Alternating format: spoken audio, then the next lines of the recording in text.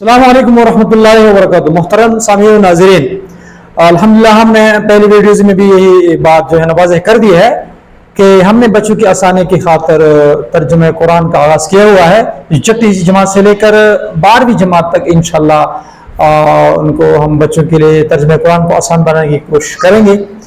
तो उसके एक दो वीडियोज़ हो चुकी हैं और इंशाअल्लाह ये तीसरी चौथी वीडियो है। इस तरह इंशाअल्लाह इस सिलसिले को आगे जारी सारे रखेंगे। तो कुरान के तर्जुमे को समझने के लिए उससे पहले कुछ बुनियादी और ज़रूरी बातें होती हैं, मुफीद मालूमात होती हैं जो कुरान के तर्जुमे को समझने में, कुरान की तफसीर को समझने में जो है ना मुमीद और मुआविन हैं। तो आइए जी, हमने बच्चों की खातिर आसानी के लिए बोर्ड पर लिखा हुआ है ताकि हम दर्स की अंदाज में उनको समझाएं और पढ़ाएं। बिस्मिल्लाहिर्रहमानिर्रहीम। दर्स नंबर 4 उर्दू में हम लिखा हुआ है और साथ साथ नीचे इंग्लिश में भी हमने लिखा हुआ है। दिलचस्पी की बात है कि किसको किस चीज़ में दिलचस्पी है, तो हमने दोनों मिजाजों का ख्याल रखा हुआ है। कुरान में कुल सूरतें हैं, कितनी हैं? 114।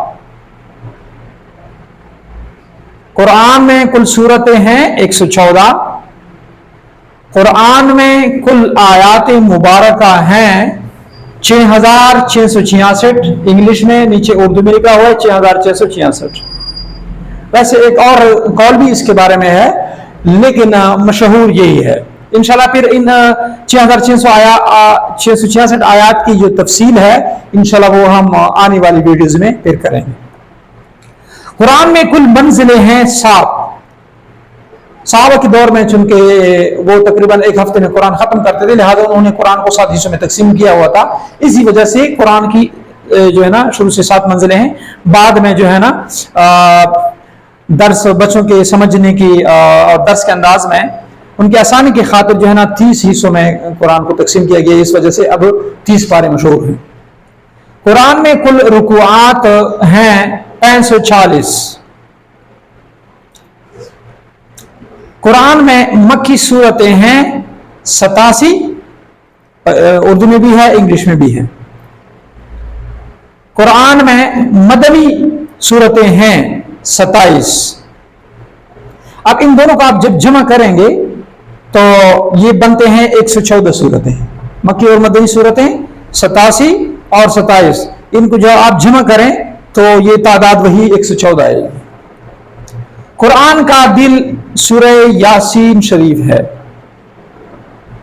सूरह यासीन का दिल है बिस्मिल्लाहिर्रहमानिर्रहीम, सलामुन कौलन मिर रब्बिर रहीम, सलामुन कौलन मिर रब्बिर रहीम।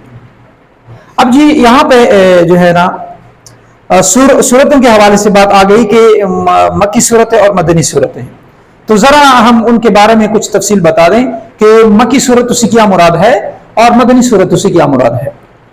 तो मक्की सूरतें मुफस्सिरीन मुहक्किकीन के नजदीक आप सल्लल्लाहु अलैहि वसल्लम की हिजरत मदीना से जो सूरतें पहले नाजिल हुई, यानी आप सबने हिजरत नहीं फरमाई यसरत की तरफ, जो बाद में आप सबके जाने के बाद मदीनतुल मुनव्वरा जो है ना मशहूर हो गया, तो वो सूरतें मुहक्किकीन ने मक्की सूरतें लिखी हैं। हिजरत से पहले आप सल्लम जहां भी थे, जिधर भी थे, जो सूरतें नाजिल हुई हैं वो मक्की सूरतें कहलाती हैं। उसके बाद आइए जी मदनी सूरतें। मदनी सूरतें हिजरत मदीना के बाद जो सूरतें नाजिल हुई, हिजरत मदीना के बाद जो सूरतें नाजिल हुई वो मदनी सूरतें कहलाती हैं, ख्वाह वो कहीं भी नाजिल हुई हो। ये नहीं आप सबने हिजरत फरमाई है, तकरीबन 13 नबी को आप सबने हिजरत फरमाई मक्का से मदीना की तरफ, तो हिजरत के बाद अब जो सूरतें नाजिल हुई हैं वो जिधर भी नाजिल हुई हैं, जहां भी नाजिल हुई हैं, तो वो सारी के सारी क्या हैं? मदनी सूरतें कहलाती हैं। बाज लोगों ने मक्की और मदनी सूरतों को यूं समझा है कि जो सूरत मक्का में नाजिल हुई वो मक्की है, जो सूरत मदीना में नाजिल हुई वो मदनी है। ये तारीफ जो है ना मक्की और मदनी सूरतों की गलत है। ये मतलब नहीं है कि जो मक्की सूरतें वो हैं जो मक्का में नाजिल हुई और मदनी सूरतें वो हैं जो मदीना में नाजिल हुई, मतलब ये नहीं है।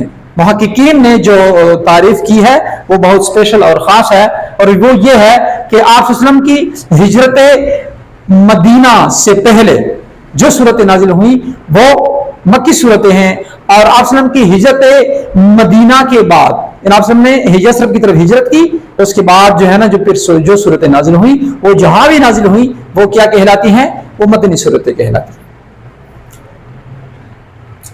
अच्छा जी, तो इंशाल्लाह आज के लिए इतना ही काफ़ी है, क्योंकि हमारे जो है ना कुरान के तर्जुमे के जो बच्चे हैं वो बिल्कुल प्राइमरी स्टेज और लेवल के हैं, तो इस तरह हम आहिस्ता आहिस्ता इंशाल्लाह उनको स्टेप बाय स्टेप जो है ना जो ज़रूरी बातें हैं वो बताएंगे।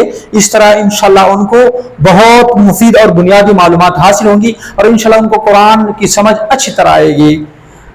इसी के साथ इजाज़त चाहते हैं। अस्सलामु अलैकुम व रहमतुल्लाहि व बरकातहू।